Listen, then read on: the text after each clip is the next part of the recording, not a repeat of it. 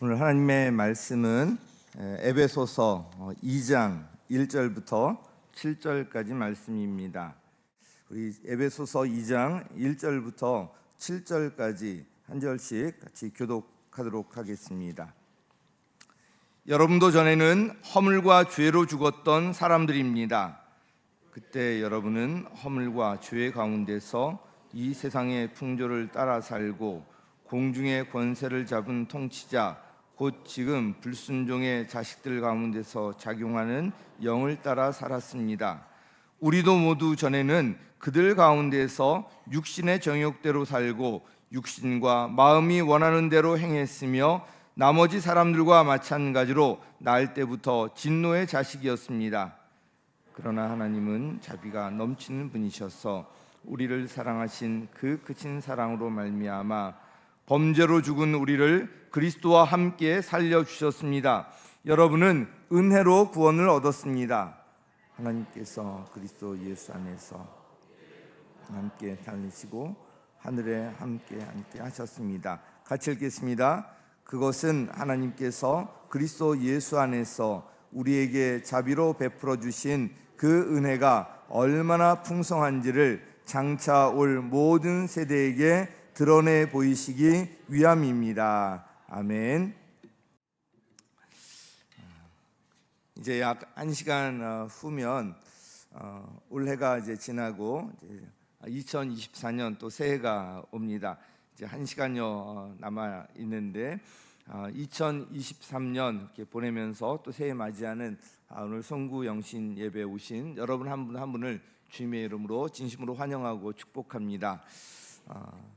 에베소서 이 말씀 보면 1장에서 이 사도 바울은 구원의 아주 벅찬 그 감격 속에서 그리스도 안에서 하늘에 속한 신령한 복, 1장 3절에 이렇게 나와 있는데 하늘에 속한 신령한 복, 여기에 대해서 이야기하고 있습니다.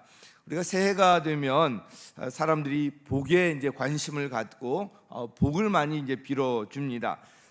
그런데 이 성경에서 말하는 복이 무엇인지 여기 하늘에 속한 신령한 복이라고 이제 하고 있는데 진정한 복이 바로 이 하늘로부터 온다는 것을 알 수가 있습니다.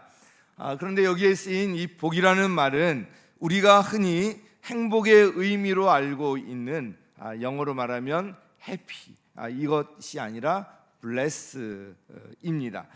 이들 단어의 어원을 살펴보면 성경에서 말하는 이 복의 의미를 더 정확히 알 수가 있습니다.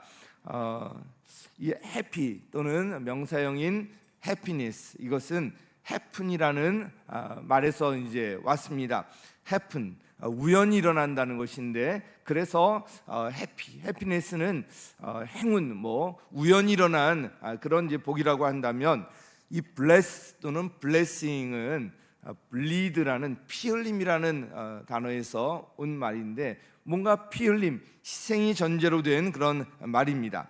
우리는 대개 행복을 해피니스로 이해하곤 하는데 그래서 더 좋은 것, 더 많은 것을 소유함으로써 우리가 행복을 얻을 수 있다고 생각합니다.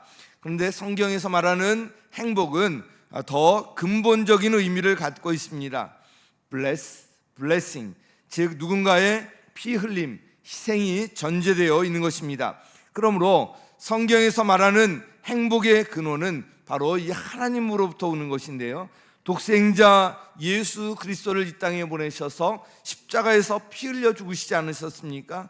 그 피로 우리를 모든 죄와 죽음과 저주에서 해방시켜 주신 전능하신 하나님이 바로 우리의 복의 근원, 행복의 근원이시고요, 그 주님 안에서만 진정한 행복을 얻을 수 있다는 것입니다. 그러므로 우리가 하나님을 바로 알고 하나님과 올바른 관계를 맺을 때 비로소 진짜 행복을 얻을 수가 있습니다. 즉, 이 블레싱의 축복이 진정한 행복의 길이고요, 해피니스 이것은 그것을 추구하여 쟁취하는 것이 아니라 바로 이 블레싱의 복에 따라오는, 부수적으로 따라오는 것이라는 것을 기억할 필요가 있습니다. 그래서 우리가 추구해야 할 것은 해피니스 이것이 아니라 블레싱 하늘로부터 오는 이 복을 우리가 추구하고요, 그럼 해피니스 복은 따라온다는 것입니다. 2장을 시작하면서 사도 바울은 성도들이 전에 어떠한 모습으로 살았었는지, 그리고 구원받은 이후에는 어떻게 되었는지 아주 극적인 그런 대조적인 그런 대조법으로 설명을 이끌어가고 있습니다. 오늘 읽은 1절부터 3절까지 말씀, 또 4절부터 7절까지 말씀을 보면 서로 아주 극적인 대조를 이루고 있는데요, 이 두 부분을 구별짓는 단어가 바로 이 4절에 나오는 그러나입니다. 1절부터 3절, 4절부터 7절 완전히 대조적으로 그려져 있는데 4절 처음에 그러나, 이것으로 완전히 대조되고 있습니다.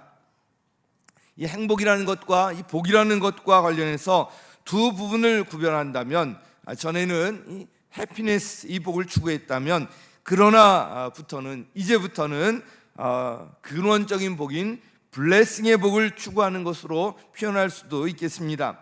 오늘 본문 말씀을 통해서 전에는 우리가 어떤 상태에 놓여 있었는지, 그리고 구원받은 이후에는 어떤 상태로 되었는지, 또 새해 이 적용과 관련해서 새해에는 우리가 어떻게 살아야 하는지 하나하나 좀 살펴보도록 하겠습니다. 첫 번째로, 전에는 우리는 허물과 죄로 죽은 상태였습니다. 제가 전에는 하면 뒤에 읽으시면 되겠습니다. 전에는, 다시 한번, 전에는 바로 허물과 죄로 죽은 상태였습니다. 그래서 1절 보면 여러분도 전에는 허물과 죄로 죽었던 사람들입니다. 죽었던 사람들입니다. 우리가 흔히 이제 그렇게 이야기합니다. 죄로 인해 죽을 수밖에 없는 우리를, 이런 이제 말로 예수님을 믿기 전의 상태를 표현하곤 하는데, 그러나 이 사도 바울은 구원받기 이전 성도들은 죽은 상태였다고 말씀하고 있습니다. 죄로 인해서 죽었던 우리, 이 표현이 맞습니다. 구원받기 이전에 우리 영적으로 죽어 있었던 것입니다. 영적으로 죽었다는 것은 하나님과의 관계가 단절되었다는 것입니다. 하나님과의 관계가 단절되면 하나님의 은혜와 사랑과 이 능력, 우리 경험할 수가 없습니다. 삶이 메말라질 수밖에 없습니다. 그러나 더 큰 문제는 죽음의 문제입니다. 제가 27살 때 예수님을 영접할 때까지 하나님을 떠나 있었던 이 7년간 정말 제 모든 것이 메말라 있었고요, 정말 눈물 한 방울 나지 않는 그런 삶을 살았었는데, 하나님을 떠난 인생이 그렇습니다. 그런데 더 큰 것이 바로 이 죽음의 문제라는 것을 알아야 합니다. 하나님과 관계 단절을 가져오는 것은 한마디로 죄입니다. 1절 말씀에서 이 죄를 허물과 죄, 이 두 가지 단어로 표현하고 있는데요, 이걸 좀 구체적으로 나눈다면, 허물은 기본적으로 걸려 넘어지다, 경계선을 넘다, 이런 이제 의미를 갖고 있는데, 그래서 뭔가 금지되어 있음에도 불구하고 그 경계선을 넘고 뭔가 걸려 넘어지고, 이런 뜻을 이제 갖고 있고요. 또 죄는 관역을 빗나가다, 이런 뜻을 기본적으로 갖고 있는데요, 가야 할 방향을 벗어나 있는 것을 의미합니다. 결국 두 단어는 이제 죄를 표현하는 그런 동의어라고 할 수가 있는데, 하지 말아야 할 것을 위반해서 할 때 허물이라고 할 수가 있고요, 해야 할 것을 하지 않을 때 또 죄라고 또 우리가 구체적으로 구분할 수가 있겠습니다. 어떻든 두 단어 모두 죄를 표현하는 동의어입니다. 죄는 어떤 것이든지 이 관계 단절을 가져옵니다. 하나님과 관계 단절은 곧 영적 죽음을 초래하는데요, 우리는 모두 예수님을 믿기 이전에 우리는 모두 허물과 죄로 죽었던 사람들입니다. 자, 영적으로 이렇게 죽은 사람들이 어떻게 살아가고 있는지, 어떤 것에 지배를 받고 있는지 본문은 세 가지로 표현하고 있습니다. 그 첫 번째는요, 세상의 풍조를 따라 살았다는 것입니다. 같이 읽습니다. 시작. 네.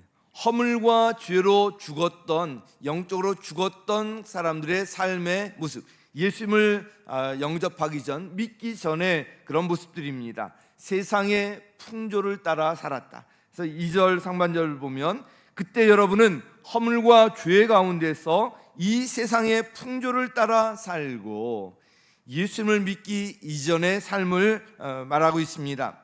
세상의 풍조가 무엇인지 제가 말씀드리지 않아도 잘 아실 것입니다. 세상의 풍조를 따라 산다는 것은 세상 사람들과 똑같이 세상의 문화와 이 삶의 방식을 따르고요, 세상적인 가치관을 따라 산다는 것입니다. 세상의 가치관, 예를 들면 세상에서는 1등만 인정을 받습니다. 그래서 우리 올림픽에도 보면 참 이해할 수 없는 그런 장면이 등장합니다. 올림픽에서 은메달을 딴 사람은 아주 슬퍼 보여요. 세계에서 2인자 자리에 올랐으면서도 가장 불행한 사람처럼 보입니다.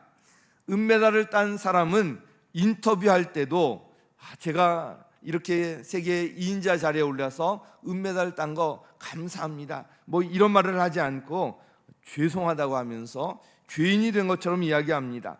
세계 2인 자리에 올랐음에도 불구하고 그렇습니다. 1등만, 금메달만 인정하는 그런 가치관 때문입니다. 세상에서는 그래서 끊임없이 경쟁에 내몰리게 됩니다.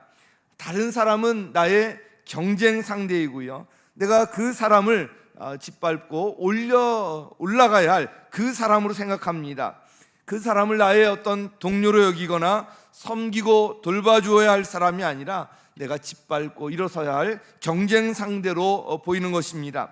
세상에서는 그리고 이 과정보다 결과를 중시합니다. 과정이 어떻든 결과만 있으면 인정받는 것이 세상적인 가치관인데, 그래서 어떤 결과를 얻기 위해서 수단과 방법을 가리지 않습니다. 그것이 불법이건 다른 사람을 해하건 상관없이 어떻게든 결과를 내려고 하는 것이 세상적인 방법이고 세상적인 가치관입니다. 세상의 가치는 높은 자리에 앉는 것을 좋아합니다. 그래서 성공하려고 하고요, 자기 밑에 많은 사람들을 거느리는 것, 그것을 인생의 목표로 삼고 그 성공했다는 사람들을 그런 사람들로 바라봅니다. 다른 사람을 섬기기보다 다른 사람들로부터 섬김을 받는 것을 원합니다. 그런데 예수님은 그렇게 말씀하지 않으셨습니다. 누구든지 위대하게 되고자 하는 사람은 섬기는 사람이 되어야 하고요, 으뜸이 되고자 하는 사람은 모든 사람의 종이 되어야 한다. 나는 섬김을 받으러 온 것이 아니라 섬기러 왔다. 예수님께서 분명히 이렇게 말씀하셨습니다. 그런데 세상의 풍조는 바로 예수님의 가르침과 정반대로 가고 있는 것입니다. 또한 영적으로 죽은 사람들은 두 번째로 공중의 권세 잡은 자를 따라 살았습니다. 자, 같이 한번 읽겠습니다. 시작. 자, 영적으로 죽은 사람들의 그런 삶의 모습입니다. 세상의 풍조를 따라 살았고요, 공중의 권세 잡은 자, 곧 악한 영 사탄을 의미합니다. 그래서 2절 하반절 보면 공중의 권세를 잡은 통치자, 곧 지금 불순종의 자식들 가운데서 작용하는 영을 따라 살았다. 자, 공중의 권세를 잡은 통치자, 뭔가 통치자 다스린다는 거잖아요. 지배한다는 거잖아요. 그리고 그 특징을 하나 이야기하는 것이 뭐냐면 불순종입니다. 불순종의 자식들 가운데서 작용하는 영을 따라 살았다. 바로 구원받기 이전의 사람들의 삶의 모습인 것입니다. 눈에 보이지 않지만 세상은 악한 영의 지배 아래에 있습니다. 그래서 공중의 권세를 잡은 통치자라고 지칭하고 있습니다. 사단의 유혹 방법은 이제 두 가지로 또 말씀드릴 수 있을 텐데, 이 거짓말과 불순종입니다. 사단은 끊임없이 하나님의 말씀을 의심하게 하고요, 불순종하게 하려고 합니다. 그래서 2절 이 말씀에 나와 있는 것처럼 불순종의 자식들 가운데서 작용하는 영이다, 이렇게 지칭하고 있습니다. 사탄에 사로잡히면 절대로 순종하지 않습니다. 아무리 하나님의 말씀이고 옳은 것이라도 무시해 버립니다. 설교도 귀에 들어오지 않습니다. 반항하는 마음이 먼저 생기기 때문이에요. 리더의 말에 귀를 막아버립니다. 사단의 지배 아래 놓여있기 때문에 그렇습니다. 불순종하면서도 그것을 인식하지 못하거나 그것을 합리화하기도 합니다. 그러면서 그것을 다른 사람으로 탓으로 돌리고 또 남을 원망하기도 합니다. 거짓의 아비인 사탄에게 속고 있는 것입니다. 결국은 인생을 허비하게 되고요, 공동체 분열과 파괴를 가져오고 망하는 길로 가게 되는 것입니다. 사탄의 이 속임수와 불순종의 유혹에서 벗어나야 합니다. 여기서 벗어나기 위해서 우리가 어떻게 해야 할까? 때로는 사단을 대적하고 물리쳐야 할 때도 있습니다. 그런데 또 더 좋은 길이 있는데요. 예를 들어서 우리 어둠을 물리치는 방법이 무엇일까 한번 생각해 보면, 어둠에서 벗어나려면 어떻게 합니까? 스위치 그냥 올리면 되죠. 불을 켜면 됩니다. 빛을 비추면 어둠은 물러가게 되어 있습니다. 제가 전에도 한번 말씀을 드렸었는데, 참 미국에 처음 갔을 때 학교 기숙사에 이제 살았었는데 아주 바퀴벌레가 참 많았어요. 그리고 미국 바퀴벌레는 굉장히 커요.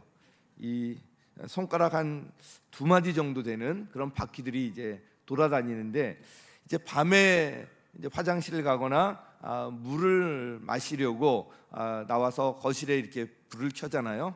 그러면 바퀴들이 가운데 막 몰려 있다가 확 어디론가 사라져요. 그러면 그냥 마음이 굉장히 저것들 다 어떻게 하나. 그래서 그때 우리 한국에서 권사님들이 바퀴 퇴치에 아주 좋은 약이라고 그렇게 이제 하신 약이 있어서 마침 그때 그것을 미국에 가져갔었는데, 그것을 곳곳에 발라 놓으니까 이제 바퀴가 이제 다 없어졌거든요. 그때 참 아주 그 약을 소개하신 우리 권사님 기억은 나지 않지만 너무 감사했어요.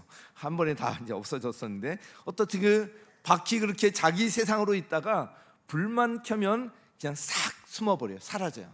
그래서 이 어둠은 참 물러가게 하는 것 다른 것이 아니라 빛을 거기에 비추는 것입니다. 그래서 이것과 관련해서 2가지를 참 기억했으면 좋겠습니다. 하나는 이 어둠의 환경을 만들지 말라는 것입니다. 그런 이제 환경 속에 있으면 사단의 유혹에 넘어가기가 쉽습니다. 예를 들어서 이제 배우자 아닌 사람과 남녀가 단둘이 이제 만나는 것, 이것은 우리가 절대로 피해야 할 일입니다. 여기에 술이 더해지면 유혹의 강도 역시 더해지고요, 이성적인 판단력, 영적 분별력이 약화되어서 이 사단의 유혹에 쉽게 넘어가게 됩니다. 그래서 그런 어둠의 환경 자체를 만들면 안 되고요, 그런 곳에 가서도 안 되는 것입니다. 또 하나는 하나님 앞에 순종을 결단하는 것입니다. 이 사탄은 불순종을 특징으로 하고 있지 않습니까?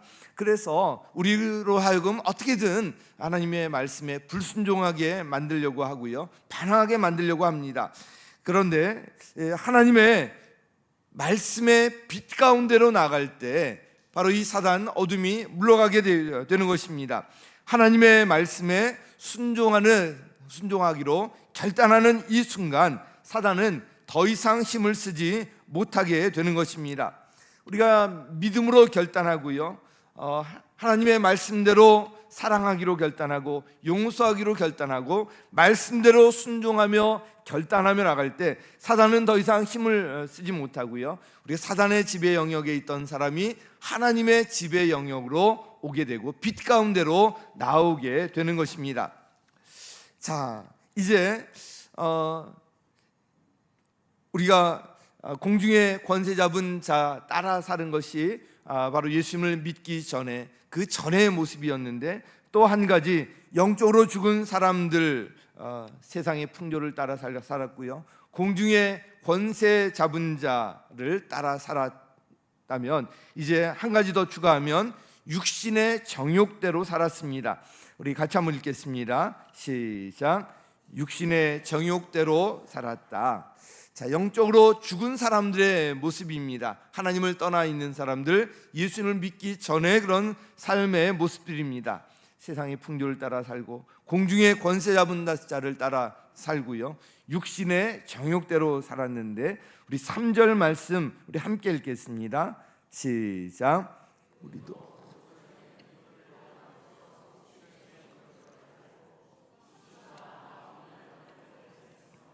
나머지 사람들과 마찬가지로 날 때부터 진노의 자식이었습니다. 아멘. 우리도 모두 전에는, 구원받기 전에는 그들 가운데서 육신의 정욕대로 살고 육신과 마음이 원하는 대로 행했다. 그래서 진노의 자식이었다는 것을 말씀하고 있습니다. 성경에서 이 육신이란 말은 두 가지로 쓰입니다.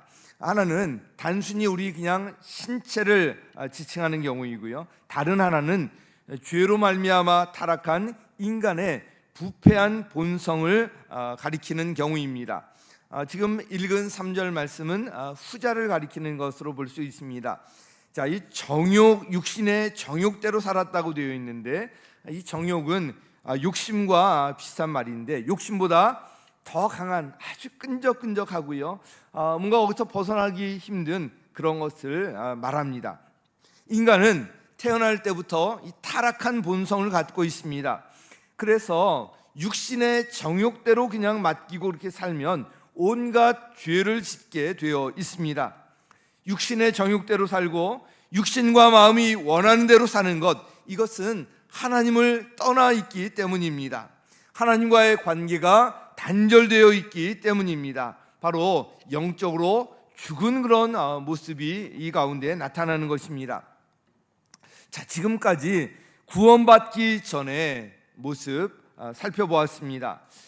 구원받기 전에 지금 하나님을 떠나 있는 사람들은 이제 우리도 역시 전에는 우리가 의식하건 의식하지 못하건 세상 풍조를 따라 살았고요, 공중의 권세 잡은 자를 따라 살았고요, 육신의 정욕대로 살았습니다. 구원받기 전에 우리는 모두 하나님과 이 관계가 단절되어서 영적으로 이렇게 죽은 상태였습니다. 이게 전의 모습입니다. 자, 그런데 그럼 이제는 어떤가? 자, 제가 그러나 이제는 하면 뒤에 부분 읽으시면 되겠습니다. 그러나 이제는, 네, 한 번 더요. 그러나 이제는, 네, 4절 5절 여기 나오는데, 그러나 하나님은 자비가 넘치는 분이셔서 우리를 사랑하신 그 크신 사랑으로 말미암아 범죄로 죽은 우리를 그리스도와 함께 살려주셨습니다. 범죄로 죽은 우리를 그리스도와 함께 살려주셨다. 죽은 우리를 살려주셨다는 것입니다. 4절 시작과 함께 대반전이 시작이 됩니다. 죽었던 사람이 살아났다는 것입니다. 정말 이 놀라운 뉴스 아닙니까? 자, 누가 이렇게 살리셨습니까?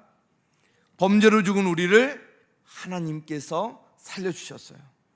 왜 우리를 살리셨습니까? 하나님의 우리를 향한 사랑 때문입니다. 우리를 사랑하신 그 크신 사랑으로 말미암아 범죄로 죽은 우리를 그리스도와 함께 살려주셨다고 말씀하고 있습니다.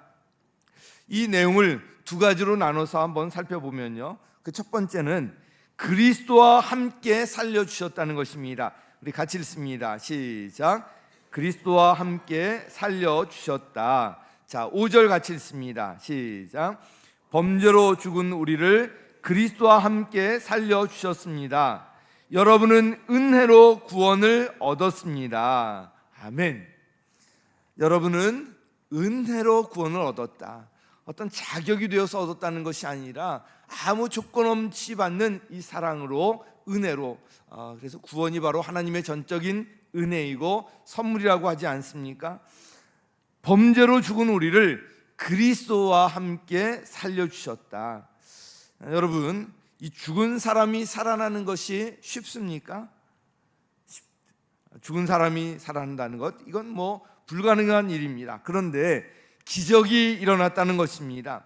여기서 우리가 주목할 말씀이 있는데, 이 기적을 가능하게 하신 분이 계시다는 것입니다. 바로 누굽니까? 예수님이에요. 그래서 그리스도와 함께 살려주셨다고 기록하고 있습니다.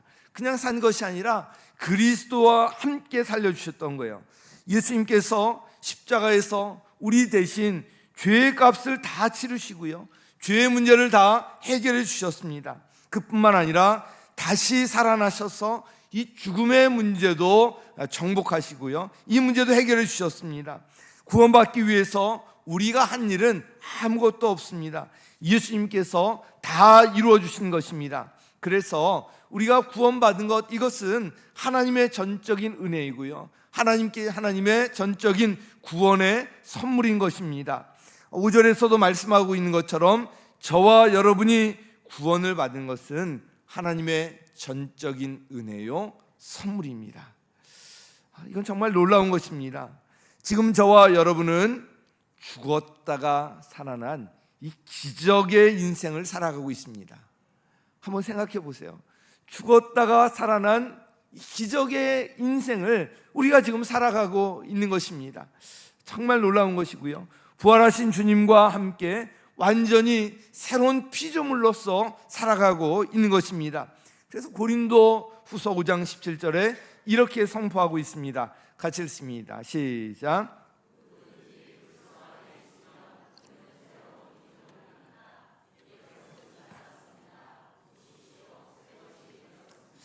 아멘. 우리가 누구라고요? 새로운 피조물이 되었다. 어디서? 그리스도 예수 안에서. 그리스도와 함께 우리를 살리시고, 그래서 우리가 그리스도 안에서 새로운 피조물이 되었다는 거예요. 옛것은 지나가고요, 새것이 우리가 되었다는 것입니다. 바로 그리스도와 함께 살리신 것이 이 놀라운 그런 은혜가 이 안에 담겨 있습니다. 그뿐만 아니라 두 번째로요, 그리스도와 함께 하늘에 앉게 하셨다는 것입니다. 같이 읽습니다. 시작. 그리스도와 함께 하늘에 앉게 하셨다. 아멘. 6절 같이 읽겠습니다. 시작. 하나님께서 그리스도 예수 안에서 우리를 그분과 함께 살리시고 하늘에 함께 앉게 하셨습니다. 아멘. 우리를 예수님과 함께 살리셨을 뿐만 아니라 예수님과 함께 하늘 보좌 함께 앉게 하셨다는 것입니다. 사실 이 말씀은 정말 너무나도 놀라운 말씀입니다.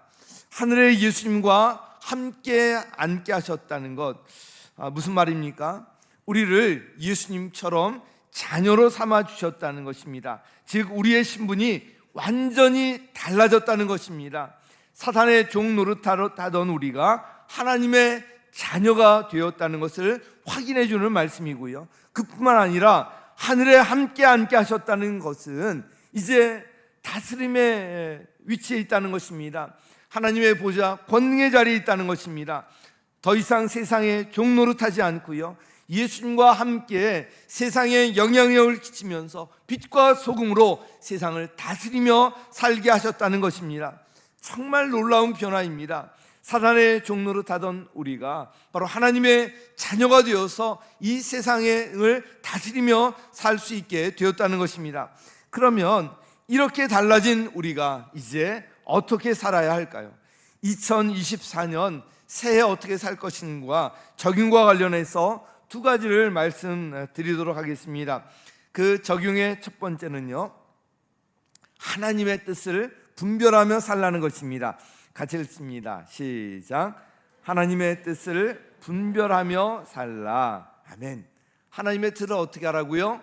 분별하며. 그냥 무작정 살아가는 것이 아니라, 되는 대로 살아가는 것이 아니라, 세상의 풍조에 그냥 휩쓸려서 살아가는 것이 아니라, 세상 사람들이 하니까 그대로 다 따라가는 것이 아니라, 어떤 일을 하든지 어느 자리에 있든지 하나님의 이 뜻을 분별하며 사는 것이 바로 우리의 삶의 바른 모습입니다. 로마서 8장 13절 우리 같이 한번 읽습니다. 시작. 여러분이 육신을 따라 살면 죽을 것입니다. 그러나 여러분이 성령으로 몸의 행실을 죽이면 살 것입니다. 아멘. 육신을 따라 살면 반드시 죽을 것이로되 몸의 행실을 성령으로 몸의 행실을 죽이면 살 것이다 말씀하고 있습니다. 우리는 하나님의 은혜로 구원을 받아서 우리 하나님의 자녀가 되었습니다. 하나님의 자녀가 되었기 때문에 우리는 하나님의 자녀답게 사는 것이 우리의 당연한 삶의 모습이어야 합니다. 이렇게 우리의 신분이 바뀌었음에도 불구하고 이전에 우리의 삶을 지배했던 세상 풍조, 악한 영, 사단, 또 육신의 정욕을 따라 사는 것은 이거는 맞지 않는 거예요. 우리가 하나님의 자녀가 되었지만 세상의 풍조나 악한 영이나 육신의 정욕의 이 영향이 완전히 사라진 것은 아닙니다. 우리가 이 땅에 사는 동안에는 우리 성도들도 세상 속에 어떻든 살아야 하기 때문에 이 세 가지가 끊임없이 우리를 유혹할 것입니다. 그래서 우리가 늘 경계해야 할 것이 있습니다. 이전의 행실, 과거로 돌아가면 안 된다는 것입니다. 육신대로 살면 안 된다는 것입니다. 그 길은 바로 망하는 길이기 때문입니다. 우리 안에 계신 성령님의 인도하심을 받으며 살아가야 하는 것입니다. 그래서 로마서 12장 2절에 이렇게 말씀하고 있습니다. 같이 읽습니다. 시작. 여러분은 이 세대의 풍조를 본받지 말고 마음을 새롭게 함으로 변화를 받아서 하나님의 선하시고 기뻐하시고 완전하신 뜻이 무엇인지를 분별하도록 하십시오. 아멘.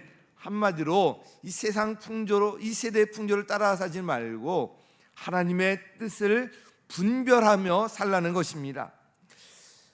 우리가 하나님의 자녀가 된 우리가 그냥 우리 육신의 정욕을 따라서 그냥 육신이 가는 대로 세상 풍조를 따라 살면 안 되고요, 하나님의 뜻을 분별하며 살아야 한다는 것입니다. 그래서 어떤 길을 갈 때 과연 이 길을 하나님께서 기뻐하실까?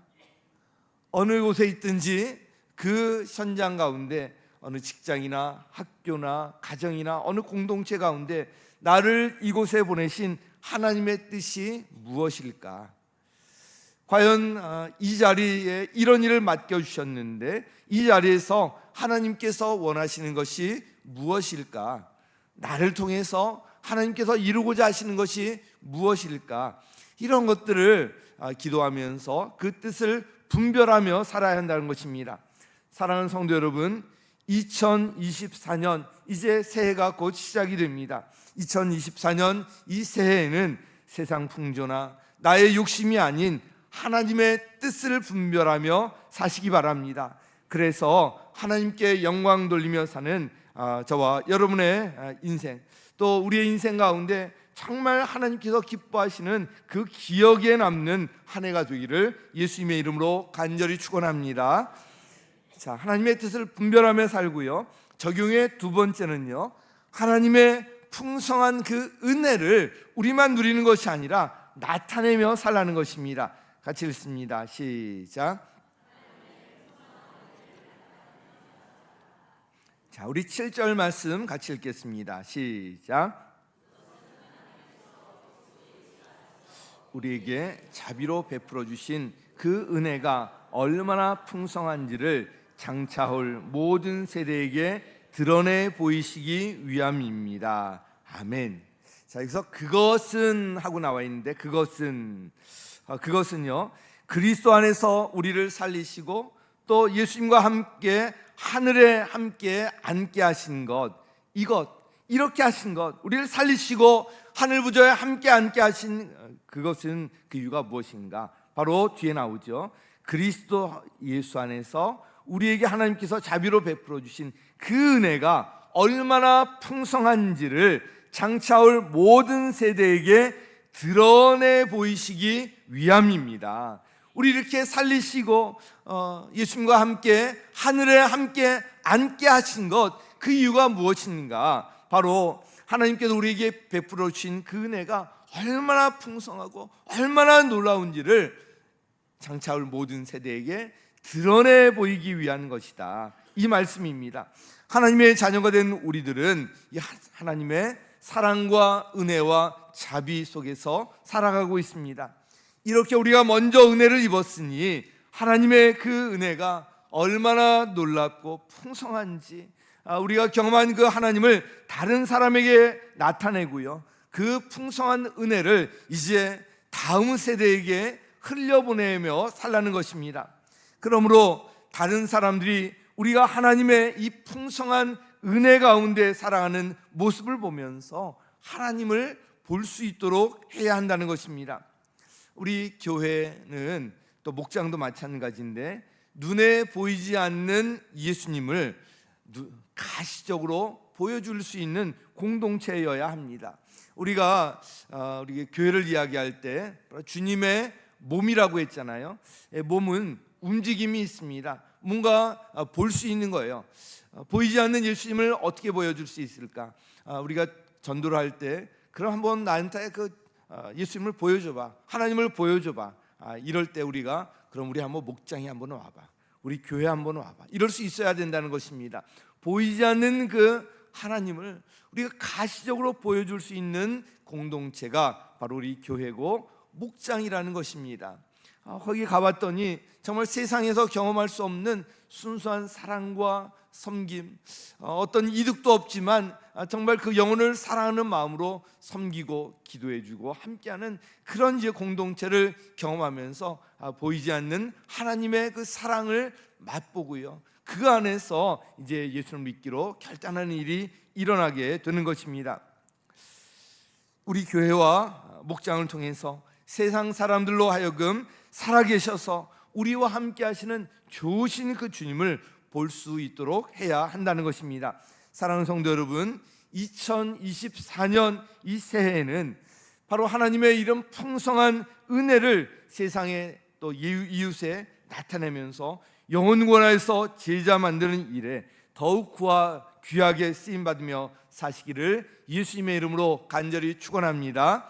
자, 이 두 가지를 우리가 적용점으로 같이 새해 맞이하며 나가기를 바랍니다.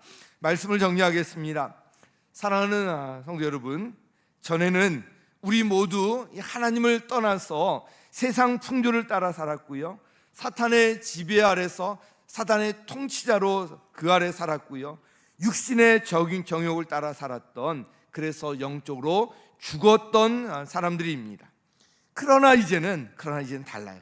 우리 모두 하나님의 크신 사랑으로 말미암아 예수님과 함께 새로운 피조물로서 새롭게 살게 되었고요, 더 이상 세상의 종노릇을 하지 아니하고 오히려 예수님과 함께 하늘 보좌에 앉아서 세상을 다스리며 살게 되었습니다.